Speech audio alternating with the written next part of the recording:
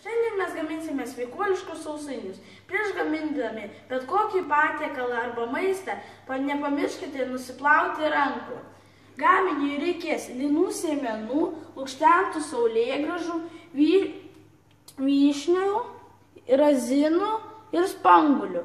Arba bet kokių, kokius jūs mėgstate uogas, bet jos turi būti džiovintos. Tada dar mums reikės bananų. Jeigu norite, kad būtų sausainiai saldesni, galite įdėti 5 bananus. Tada dar mums reikės avižinių dribsnių, jie turi būti iš anksto išmirkyti.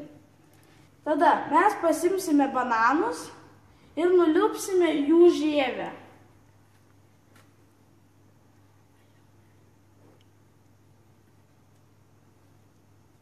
Dabar turime sutrinti bananus, kad būtų panašu į bananų košę. Kai bananus sutrinę, gaunasi iš jų panašu į košę, galima dėti linų sėmenis, saulėgrąžų. Tada kiek jūs norite uogų,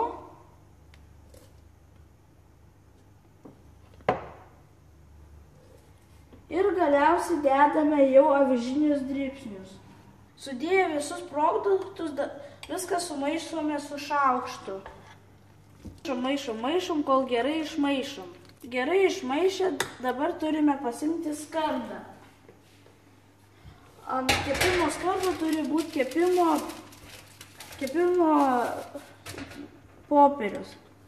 Pasiimame šaukštą, ant šaukšto masės ir dedame ant kepimo popieriaus. Truputį palyginam ir turi gauti štai tokie maži sausainukai.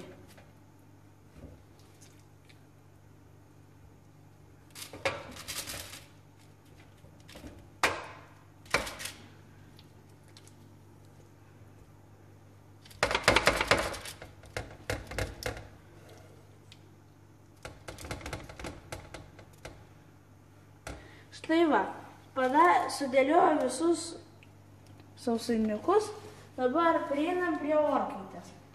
Turi būti nustatyta 180 laipsnių karščio ir mes kepsim 55 minutės.